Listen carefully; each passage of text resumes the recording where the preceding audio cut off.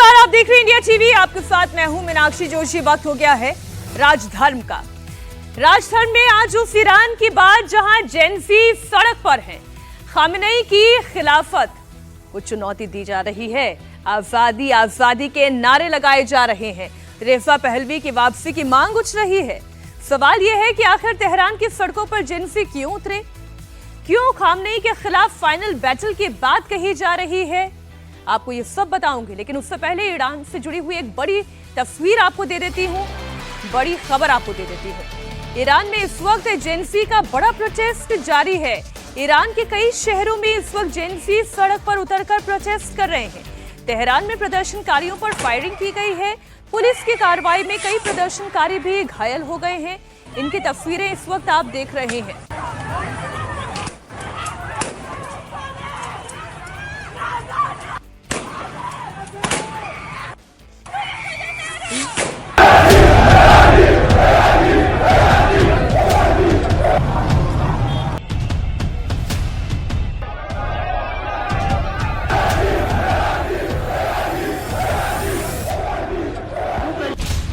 ये ईरान में जेंजी का हल्ला बोल है।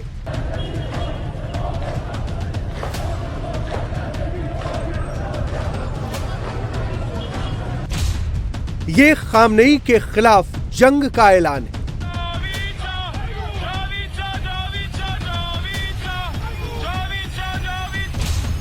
ये कट्टरपंथ के खिलाफ युवाओं का आक्रोश है।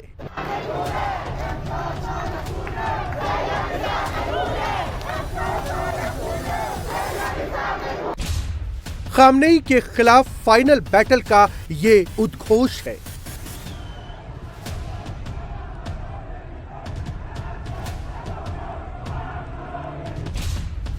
आंदोलनकारियों को दबाने का खामेनेई का आखिरी प्रयास है।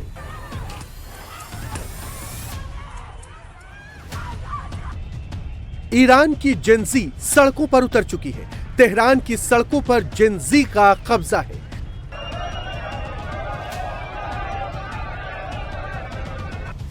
तेहरान यूनिवर्सिटी से जो मार्च शुरू हुआ, अब ईरान के अलग अलग शहरों तक पहुंच चुका है। खामेनेई के खिलाफ नारे लग रहे हैं। महिलाओं के हक की आवाज को बुलंद किया जा रहा है। सड़कों से लेकर शॉपिंग मॉल तक प्रोटेस्ट हो रहे हैं और इसे खामेनेई सरकार के खिलाफ आखिरी लड़ाई बता रहे हैं। सवाल यह है कि ईरान में यह प्रोटेस्ट क्यों हो रहा है? खामेनेई के खिलाफ जेंजी का गुस्सा क्यों फूट पड़ा है? जेंजी खामेनेई से आजादी क्यों चाहती है?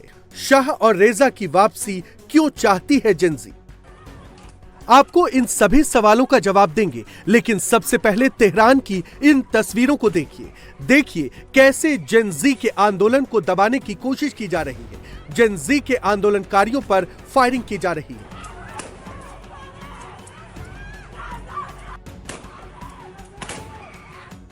ईरान में पुलिस के दमन के बावजूद जेंजी सड़क पर है और खामेनेई के खिलाफ आखिरी जंग का ऐलान कर रहा है।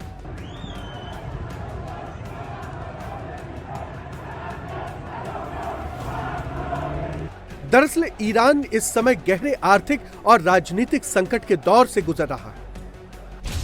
मुद्रा का तेजी से अवमूल्यन हो रहा है। महंगाई बेतहाशा बढ़ती जा रही है। विदेशी मुद्रा की घनघोर कमी हो गई है। डॉलर के मुकाबले रियाल की कीमत घटकर 14.4 लाख तक पहुंच गया है। रियाल की कीमत में जबरदस्त गिरावट के बाद ईरान में खुदरा और थोक बाजारों में कारोबार लगभग पूरी तरह से ठप हो गया, जिससे ईरान में महंगाई बहुत ज्यादा हो गई है। रोजमर्रा के जरूरी सामान महंगे हो गए हैं, जिसके खिलाफ जेंजी सड़क पर उतरी है। जेंजी ने ईरान के सुप्रीम लीडर खामेनेई के खिलाफ निर्णायक जंग का ऐलान कर दिया है। तेहरान ही नहीं, हमदान में भी प्रदर्शनकारी सड़क पर आ उतरे हैं। रेजा पहलवी के समर्थन में नारेबाजी कर रहे हैं।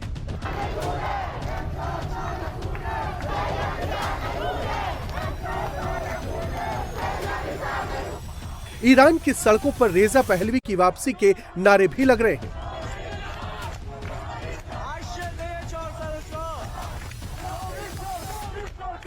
इसी नारे की वजह से यह भी माना जा रहा है कि खामनेई के शासन का अंत निकट है।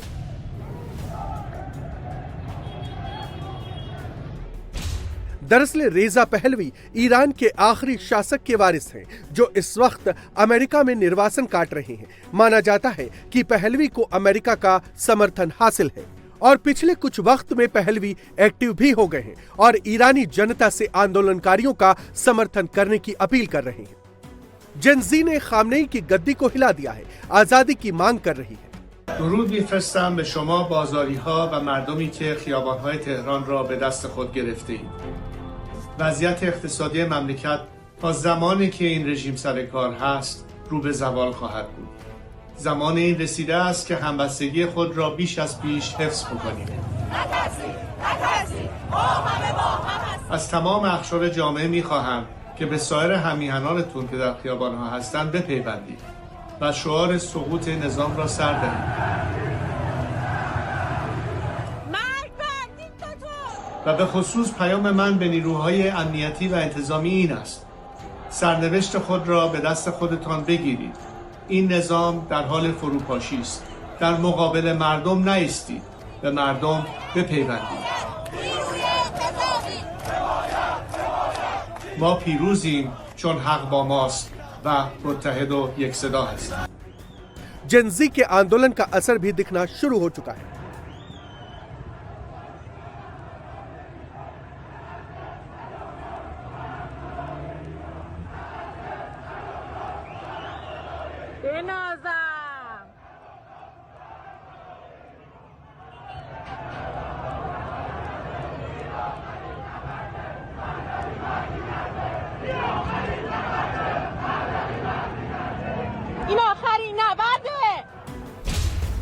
ईरान के सेंट्रल बैंक गवर्नर ने इस्तीफा दे दिया है। साथ ही सेंट्रल बैंक के पूर्व गवर्नर अब्दुल नासिर हिम्माती को नया गवर्नर बनाया गया है।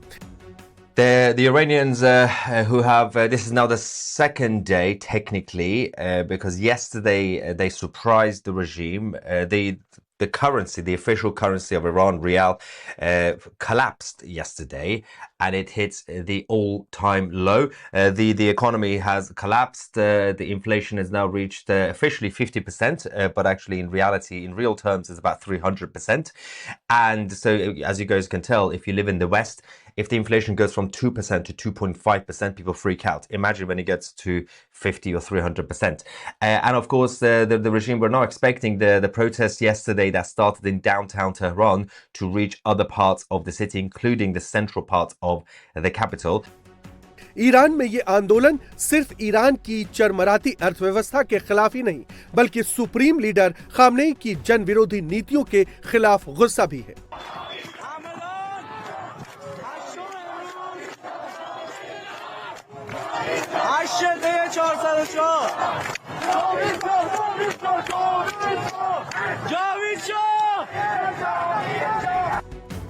ईरान की जनता साफ साफ कह रही है कि उसे गजा और लेबनान में इंटरेस्ट नहीं है। दरअसल ईरान हमास की मदद में खड़ा है, इजराइल के दुश्मनों का साथ देता है, जिससे इजराइल और ईरान के बीच तनाव है। इजराइल ईरान पर अटैक कर चुका है। अब जेनजी आंदोलन पर इजराइल के प्रधानमंत्री नेतन्याहू का बयान भी आया है, जिसमें उन्होंने कहा कि उन्हें ईरान के लोगों से कोई दुश्मनी नहीं, बल्कि ईरानी सत्ता से है, जिसे ईरानी जनता ही हटा सकती। I want to make clear, Israel wants peace. We want peace with all those who truly want peace with us. And I have no doubt that you, the people of Iran, know this. I know that just as we want peace with you, you want peace with us. But you suffer under the rule of a regime that subjugates you and threatens us. You know what this regime is truly terrified of? It's terrified of you, the people of Iran. And one day, I know that, one day this will change. One day Iran will be free. Women, life, freedom, zan, zandagi, azadi. That is the future of Iran. That is the future of peace. And I have no doubt that we will realize that future together a lot sooner than people think. I know and I believe we will transform the Middle East into a beacon of prosperity, progress, and peace. Khamenei की मुश्किलें 4 गुनी हो गई हैं। वो चारों तरफ से घिर चुका है। एक तो ईरान में गृह युद्ध जैसे हालात हैं, दूसरा इजराइल के साथ तनाव है और अब अमेरिकी राष्ट्रपति ट्रंप ने धमकी दी है। ट्रंप ने कहा है कि अगर ईरान ने फिर परमाणु कार्यक्रम शुरू किया तो फिर बम गिराएंगे और उन्हें पता है कि ईरान क्या कर रहा है। वो फिर B-2 बॉम्बर ईरान भेजकर ईंधन बर्बाद नहीं करना चाहते। Iran, I hope they're not trying to build up again, because if they are, we're going to have no choice but very quickly to eradicate that build-up. So I hope Iran is not trying to build up, as I've been reading that they're building up weapons and other things. And if they are, they're not using the sites that we obliterated, but they're using possibly different sites. We know exactly where they're going, what they're doing, and I hope they're not doing it because we don't want to waste the fuel on a B-2. It's a 37-hour trip both ways. I don't want to waste a lot of fuel. मतलब Khamenei के लिए नया साल 4 गुनी मुश्किलें लेकर आया है। एक तरफ आर्थिक संकट और जन विरोधी नीतियों से जनता में उबाल है, तो वहीं रेजा पहलवी के एक्टिव होने से खलीफा खामनेई के लिए खतरे की घंटी बज रही है। ईरान में आज जो हो रहा है, ठीक वैसा ही पैटर्न 1.5 साल पहले हमने बांग्लादेश में देखा था। बांग्लादेश में भी जेंसी सड़क पर उतरे थे। शेख हसीना की पॉलिसी के खिलाफ आंदोलन भी हुआ, तख्ता पलट भी कर दिया गया, शेख हसीना को देश निकाला दे दिया गया। लेकिन उसके बाद जो हालात हैं वो हम सबके सामने हैं। जेंसी के आंदोलन को जमातियों ने हाईजैक कर लिया, वही जेंसी जमातियों के टूल किट बन गए और देखते ही देखते बांग्लादेश बर्निंग देश बन गया, जहां हर तरफ हिंसा है, दहशत है और कट्टरपंथी जिहादियों का कब्जा है। बांग्लादेश को एक उम्मीद खालिदा जिया से थी, पर अब वो भी आखिर खत्म हो गई। देखिए बांग्लादेश पर हमारी ये विस्तृत रिपोर्ट।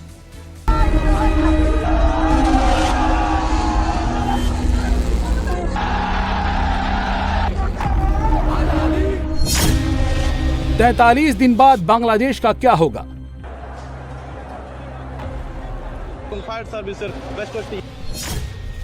हिंदुओं पर हमले जारी रहेंगे या रुकेंगे?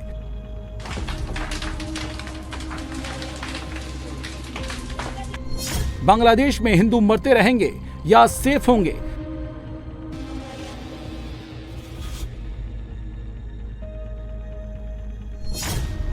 तैंतालीस दिन बाद किसके हाथ में होगी बांग्लादेश की कमान? रहमान को मिलेगा वरदान या जमाती बनेंगे कप्तान?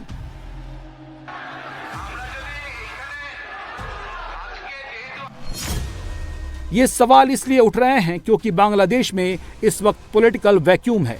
बांग्लादेश की पॉलिटिक्स में 2 ही सितारे रहे हैं, एक शेख हसीना जिन्हें बांग्लादेश से निकाल दिया गया, वो निर्वासित हैं, और दूसरी खालिदा जिया जिन्होंने आज दुनिया को अलविदा कह दिया। बांग्लादेश की सत्ता इन दोनों के पास ही रही है। कभी खालिदा जिया प्रधानमंत्री बनी तो कभी शेख हसीना, और अब दोनों ही बांग्लादेश में नहीं हैं। इस पॉलिटिकल वैक्यूम से सबसे ज्यादा जो डरे समय हैं वो हैं बांग्लादेश में रहने वाले हिंदू। हिंदुओं के घर को जलाया जा रहा है, उनके घरों को फूंका जा रहा है।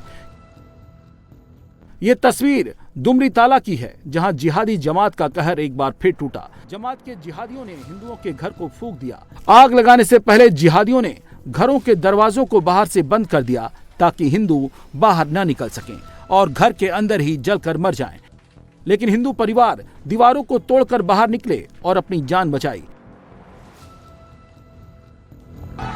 बांग्लादेश में हिंदुओं को जलाकर मारने की पहली बार कोशिश नहीं की गई। इससे पहले भी शहर शहर हिंदुओं को जिंदा जलाने की कोशिश की गई। कहीं घर जलाए गए तो कहीं मंदिर। 18 दिसंबर के बाद से हिंदू लगातार जिहादियों के निशाने पर है।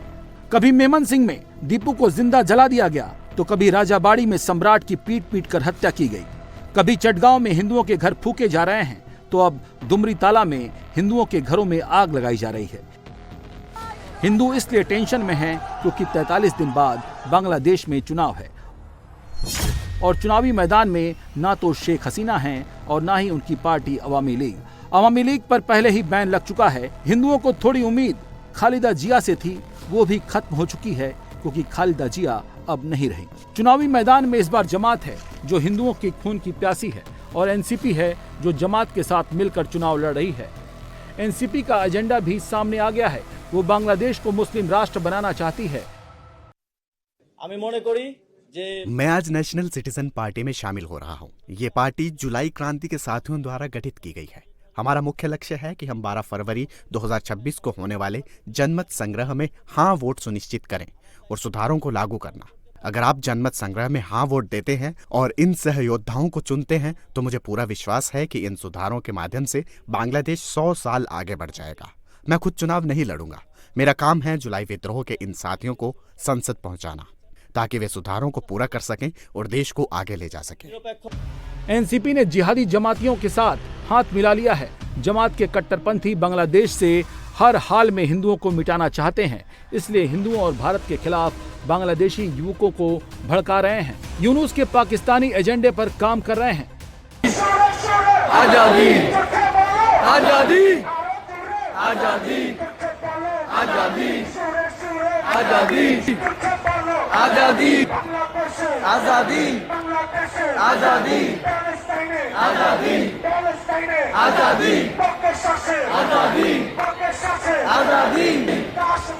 आजादी आजादी आजादी आजादी आजादी आजादी।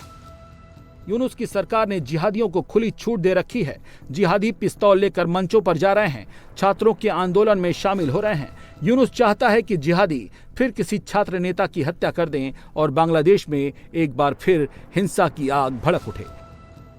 हिंदुओं को मारा काटा जाए, हिंदुओं को जिंदा जलाया जा सके।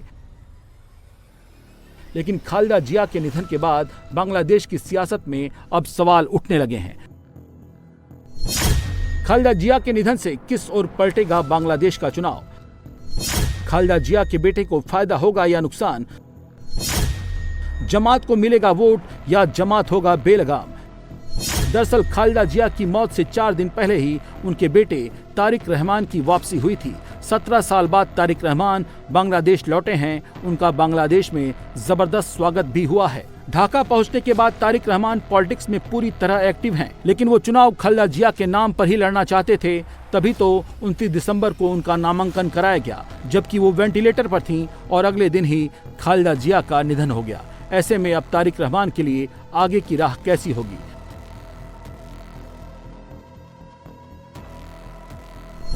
तो माना जा रहा है कि खालिदा जिया के निधन से तारिक रहमान को चुनावी फायदा मिल सकता है, क्योंकि उन्हें सहानुभूति वोट मिल सकता है। तारिक को सहानुभूति वोट मिलने का मतलब है कि जमात सत्ता से दूर जा सकती है। अल्पसंख्यक हिंदू भी तारिक के सपोर्ट में खड़े हो सकते हैं, क्योंकि उनके पास तारिक के अलावा कोई विकल्प नहीं है। बांग्लादेश लौटने पर तारिक ने हिंदुओं को भरोसा भी दिलाया था। तारिक रहमान ने कहा था, बांग्लादेश जितना मुसलमानों का है उतना ही हिंदुओं का भी है। अब हिंदुओं को यही आस है कि 43 दिन बाद तारिक रहमान सत्ता में लौटें, ताकि उन पर होने वाले अत्याचार पर लगाम लगे। अगर ऐसा नहीं हुआ तो हिंदुओं के लिए बांग्लादेश में रहना किसी नर्क से कम नहीं होगा। आतंक का आका पाकिस्तान अब पिनाका पिनाका चिल्ला रहा है। भारत के स्वदेशी बाहुबली पिनाक के नए वर्जन की धमक ने दुश्मन के मन में खौफ भर दिया है। Long range guided rocket Pinaka की पहली सक्सेसफुल फ्लाइट टेस्टिंग हो चुकी है और ये तस्वीर देश के हर दुश्मन के लिए क्लियर कट मैसेज है। अब कोई भी नापाक हरकत हिंदुस्तान की रेंज से बाहर नहीं है। और खास बात यह है कि पिनाका की टेस्टिंग उस दिन हुई जब भारत ने 79,000 करोड़ के मिलिट्री इक्विपमेंट की खरीद को मंजूरी दे दी। हिंदुस्तानी सेना की बढ़ती हुई ताकत देख देखकर कैसे दुश्मन का पसीना छूटता चला जा रहा है, इस एक्सक्लूसिव रिपोर्ट में देखिए और जय हिंद कहिए। 2, 1, now, 1।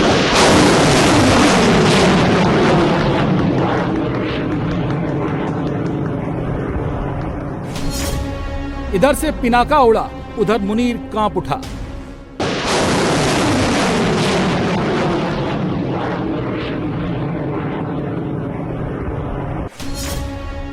एक 120 किलोमीटर तक मारेगा पिनाका, सुनकर दुश्मन को लगा सदमा। 3, 2, 1, now, 1।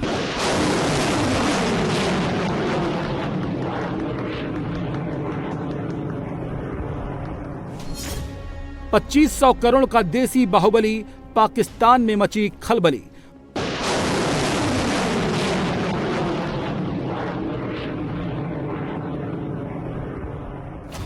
भारत अब दुश्मन पर इतना गोला बारूद बरसाएगा कि वो सिर्फ पिनाका पिनाका चिल्लाएगा।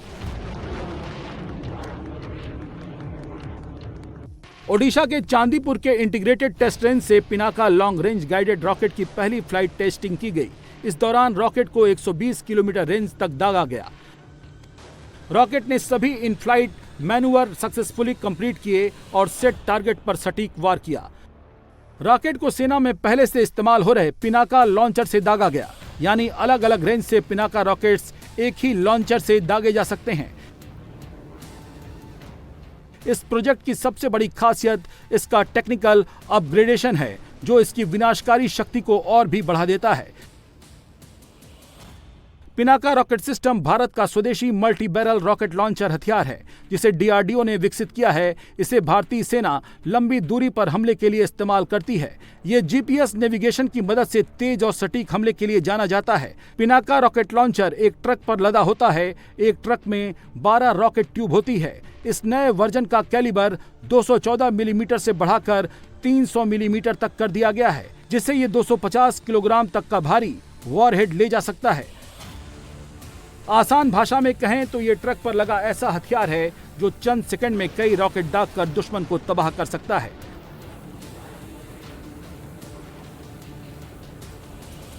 चाहे रेगिस्तान हो या पहाड़ या फिर मैदान, पिनाका जब गरजता है तो विध्वंसक, विनाशक, संहारक, काल जैसे शब्द गूंजते हैं। पिनाका के अगर वर्जन की बात करें तो पिनाका MK1 जिसकी रेंज 48 से 40 किलोमीटर है, पिनाका MK1 एनहांस जिसकी रेंज 45 से 60 किलोमीटर की गई है। उसके बाद तीसरा वर्जन पिनाका MK2 जिसकी रेंज 75 से 90 किलोमीटर के बीच है, और अब पिनाका MK3 की सफल टेस्टिंग हुई है, जो 120 किलोमीटर की रेंज तक दुश्मन को नेस्तनाबूद करने में सक्षम है।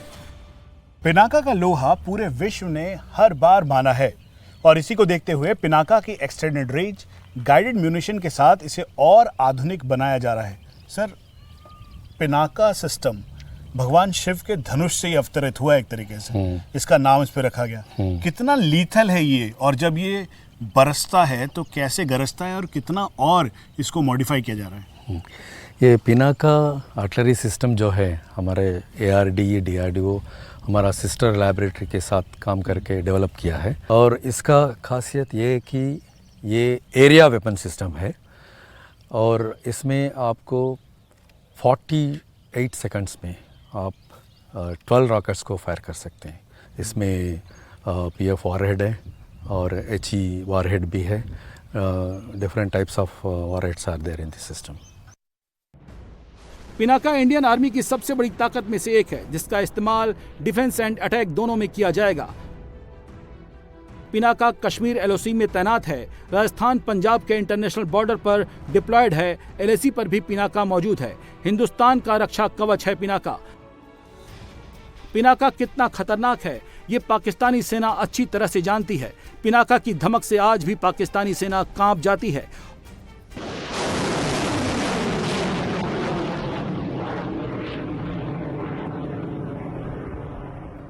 ऑपरेशन सिंदूर में पिनाका ने पाकिस्तान की सप्लाई चेन, बंकरों और लॉन्च पैडों को सटीकता के साथ ध्वस्त किया था। 1999 के करगिल जंग में पिनाका दुश्मनों पर गरजा था। पिनाका ने करगिल की कई चोटियों पर दुश्मनों की पोस्ट खत्म कर दी थी।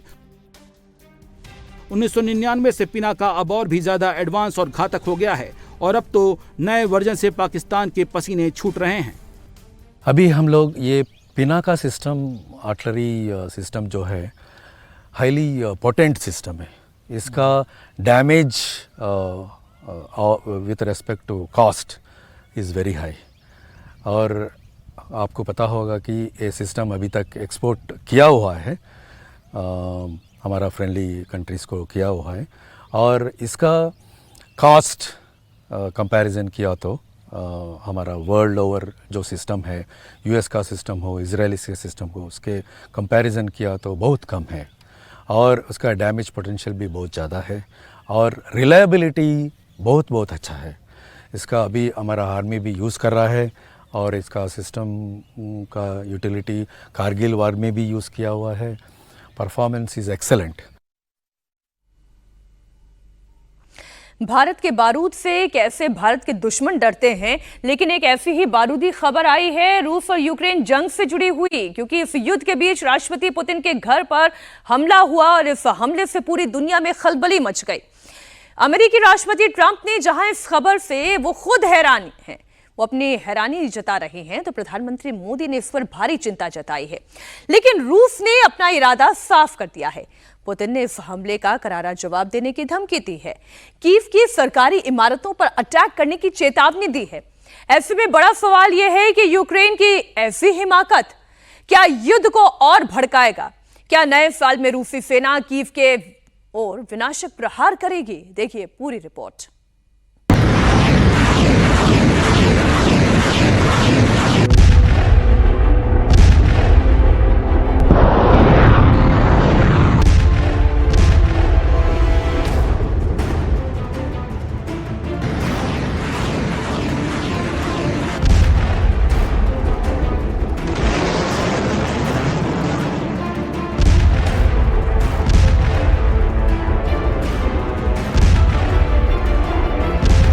पुतिन के घर पर यूक्रेनी हमला, अब रूस लेगा विस्फोटक बदला।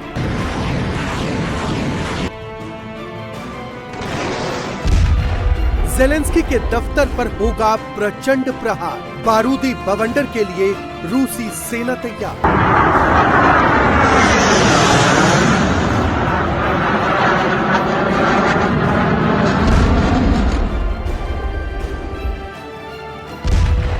रूसी हमले से जल रहा यूक्रेन, नए साल में भी नहीं होगा अमन चैन।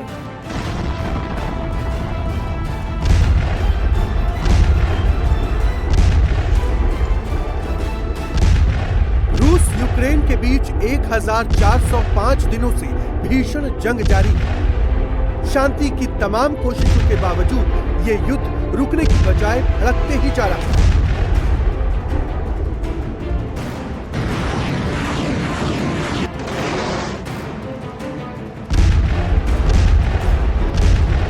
नए साल से पहले ये महायुद्ध और भी घातक हो गया है। ज़ेलेंस्की पर दबाव बढ़ाने के लिए रूसी सेना पूरे यूक्रेन पर भारी तबाही मचा रही है।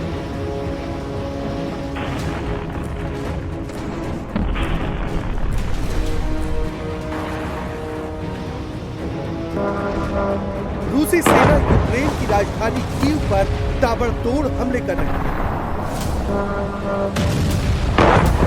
मिलिट्री ठिकानों के साथ ही एनर्जी इंफ्रास्ट्रक्चर को ध्वस्त किया जा रहा है। लेकिन करीब 4 साल से चल रहा ये युद्ध अब और भी विध्वंसक होने जा रहा है और इसकी वजह है राष्ट्रपति पुतिन के सरकारी आवास पर यूक्रेनी ड्रोन।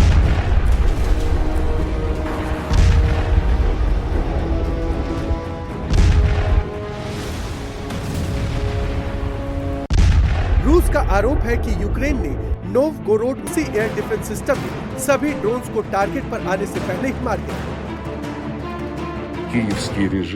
28 से 29 दिसंबर 2025 की रात को कीव सरकार ने नोवगोरोड क्षेत्र में रूसी राष्ट्रपति के सरकारी आवास पर 91 लंबी दूरी के हमलावर ड्रोन का इस्तेमाल करते हुए हमला किया।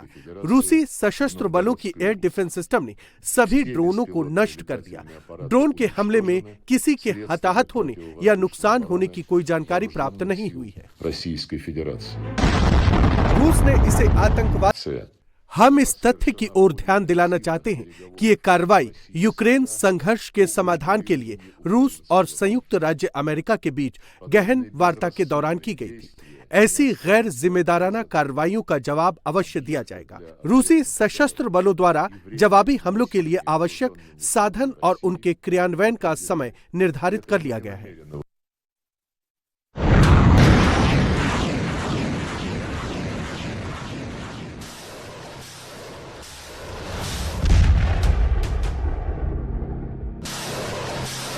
राष्ट्रपति पुतिन के आवास को निशाना बनाए जाने की खबरों पर प्रधानमंत्री नरेंद्र मोदी ने भी चिंता जताई है।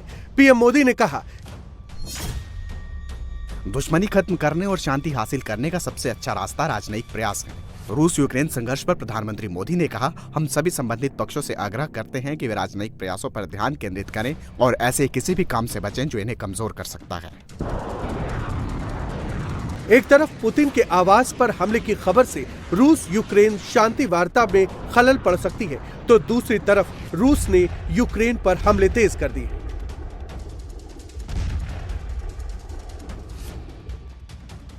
तबाही का ये मंजर पूर्वी यूक्रेन के क्रास्नोआर्मेस्क की है। तोपखाने दनादन आग उगल रहे हैं।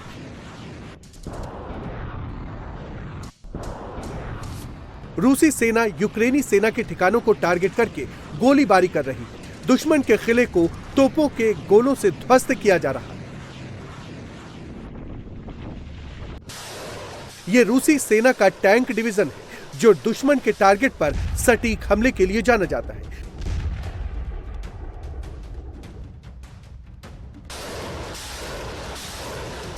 यूक्रेन पर ताबड़तोड़ हमले के साथ ही रूसी सेना का यूक्रेन फतेह अभियान जारी है। यूक्रेन की जमीन पर कब्जा करते हुए रूसी सेना लगातार आगे की तरफ बढ़ती जा रही है। रूस ने दावा किया है कि उसकी सेना ने पूर्वी यूक्रेन के दोनेत्स्क क्षेत्र की एक और बस्ती पर कब्जा कर लिया है। नए साल से पहले रूसी राष्ट्रपति व्लादिमीर पुतिन ने यूक्रेन फतेह को लेकर अपना इरादा बता दिया है। सेना कमांडरों के साथ बैठक के दौरान पुतिन ने अपनी सेना को निर्देश दिया है कि वो 2026 तक यूक्रेन के साथ सीमा पर सुरक्षा बफर जोन का विस्तार जारी रखेंगे। कुपियांस्क दिशा में यूक्रेनी सेना को पूरी तरह से खदेड़ दिया।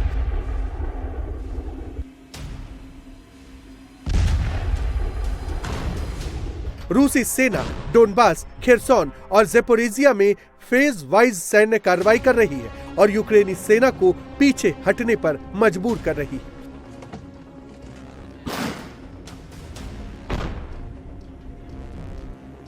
इसके साथ ही पुतिन ने अगले साल तक डोनबास पर पूरी तरह से रूसी सेना के कब्जे की उम्मीद जताई। डोनबास और खेरसोन क्षेत्रों की मुक्ति विशेष सैन्य अभियान योजना के अनुसार चरणबद्ध तरीके से की जा रही है। अलग अलग ग्रुप्स के सैनिक आत्मविश्वास से आगे बढ़ रहे हैं और दुश्मन के बचाव को भेद रहे हैं। यूक्रेनी सशस्त्र बलों की यूनिट्स संपर्क रेखा के साथ पीछे हट रही है।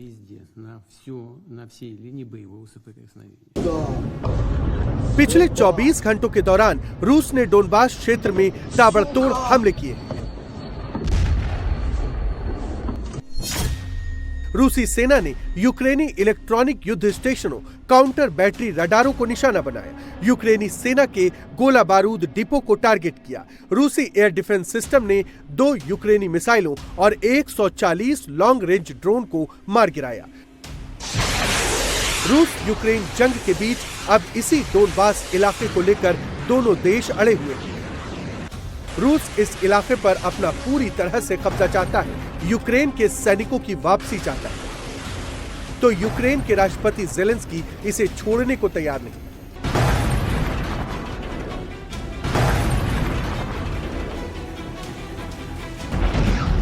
All the parties have to सभी पक्षों को यह समझना होगा कि डोनबास से बाहर निकलना सबसे बुरा रास्ता है। यह यूक्रेन के लिए बड़ा जोखिम होगा जो यूक्रेन को कबूल नहीं होगा, लेकिन वे इसे व्यक्तिगत रूप से स्वीकार करेंगे और जनमत संग्रह का परिणाम सकारात्मक नहीं होगा। यह दक्षिणी पूर्वी यूक्रेन के ज़ेपोरिजिया का गुलाइपोल इलाका है। रूसी सेना यहां भारी तबाही मचा रही है। रूसी सेना के टोही विमान बटालियन ने यूक्रेनी अड्डों को ध्वस्त कर दिया है। जंग की ये तस्वीरें उत्तरी यूक्रेन के सुमी प्रांत की है। कीव सेना को कुचलने के बाद रूसी सेना मोर्चे पर आगे बढ़ रही है। रूसी सेना ड्रोन और गाइडेड बमों के जरिए दुश्मन के टारगेट को ध्वस्त कर रही है। यूक्रेनी सेना की चौकियों को उड़ाया जा रहा है। एफएबी बमों से यूक्रेनी सेना के ठिकानों को तबाह किया जा रहा है। भारी बमबारी के बाद आग का गोला उठ रहा है। धुएं के गुबार से पूरा आसमान भर गया है। भारी बमबारी के साथ ही मिसाइल और रॉकेट से भी भारी तबाही हो रही है। रूसी सेना ने यूक्रेन के खतरनाक रैम 2X हमलावर ड्रोन को ध्वस्त कर दिया।